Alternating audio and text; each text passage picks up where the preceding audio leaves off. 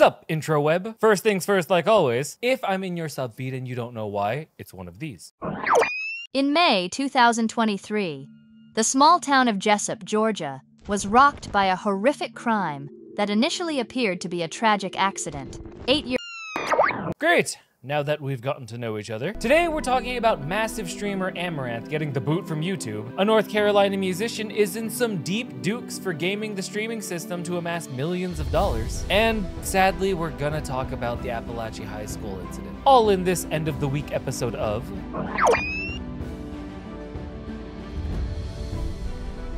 Oh hey, first things first, big news. Linkin Park has a new lead singer. Massive shoes. I don't know how you feel about it. I listen to it. I'm here for ladies in metal. I just don't know if she resonates with me. She sounds a little flat all the time, and Chester's got some pipes. Look, I'm here to give their new music a chance, but her singing some of the old stuff felt kind of like a cover band, even though it's the band, and she's kind of flat on stuff. They could have picked a better singer, honestly. They could have gone with a better vocalist.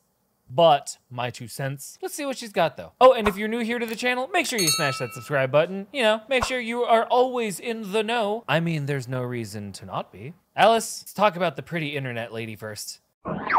Popular internet streamer Amouranth has had her main YouTube channel and a personal account deleted by the platform without warning. So, Amouranth, pusher of limits and one of the biggest names in online streaming, is now facing a devastating blow to her empire after YouTube deleted her main channel and personal account without warning. This follows her ASMR channel being taken down on August 20th, reportedly for violating the platform's sexual content policies. And now, just a couple weeks later, her main channel has been erased, leaving everyone a little stunned and shell-shocked that such a massive presence just got up and removed. It's a pretty big power play on YouTube's part. Amouranth claims that she received no strikes or infractions before the takedown, which is pretty unusual given YouTube's typical process of enforcing its policies. She took to Twitter to express her frustration, tagging YouTube's official account and pointing out that not only was her main channel with over 1 million subscribers removed, but also her personal account, which she says she doesn't use for content. The ASMR channel, which was deleted last month, also had a massive following of around 749,000 subscribers and was a pretty big part of her YouTube footprint. It's unclear what exactly triggered these removals, but the situation has left her with a pretty big void in her YouTube ad revenue. Before it was taken down, her main channel featured a range of content like vlogs and behind the scenes look at her streams. YouTube hasn't responded to her tweet yet, so we're all left speculating on why the platform has come down on her channel. It's worth noting that YouTube strictly prohibits creators from trying to circumvent the termination of an account, meaning she could be banned from creating new channels or using other accounts. I wonder if this is going to be the start of YouTube cracking down on larger channels. I mean, even treatment across the board is a good thing, so we'll have to see. A North Carolina musician has been arrested and charged with using artificial intelligence to create hundreds of thousands of songs, leading to over $10 million in fraudulent royalty payments.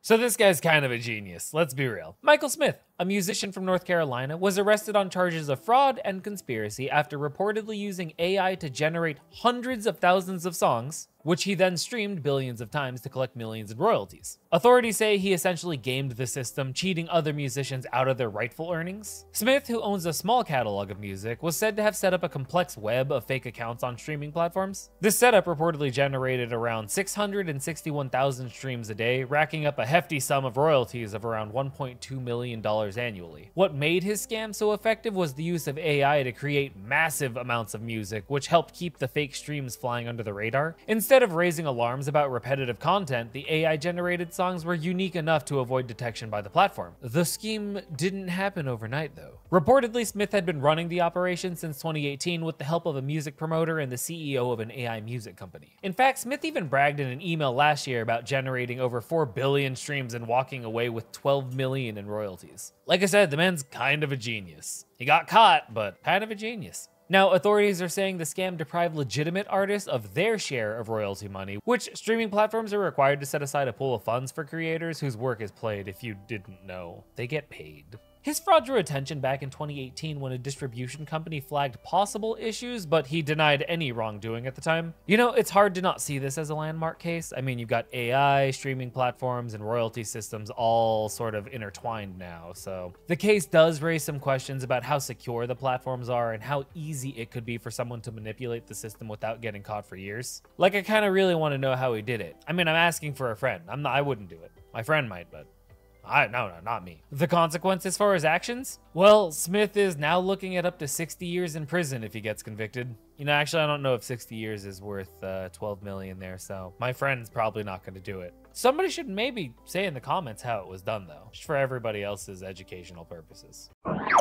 Colt Gray, a 14-year-old student at Apalachee High School in Georgia, has been charged with 4 counts of felony murder after allegedly carrying out a school shooting that killed 2 teachers and 2 students. Ooh. All right. The suspect at the center of the shooting is 14-year-old Colt Gray, who is accused of carrying out the deadly attack at Apalachee High School. Armed with an assault-style rifle, Colt shot and killed 2 teachers and 2 students while leaving 9 others wounded. The attack happened outside his algebra classroom, where Colt also ultimately surrendered to school resource officers. A bit of a bad look in this case is that Colt had already been on law enforcement's radar. Just last year, he and his father were questioned by the police after the FBI received a tip regarding online threats about potential school shootings. The threats, which were made on Discord, couldn't be conclusively linked to either Cole or his father at the time, so the case was closed and there were no grounds to confiscate the family's guns. In interviews with police last year, his father, Colin Gray, claimed that all the firearms in their home were locked in a safe and that Cole didn't have access to any of them. Unfortunately, that assurance didn't hold up. Now it appears that Colt was, in fact, able to get his hands on one of the weapons, resulting in the tragic events at the school. It's currently believed that the father's failure to secure the weapons in the house is part of the reason he's now facing charges himself. That would be 2 counts of second-degree murder, 4 counts of involuntary manslaughter, and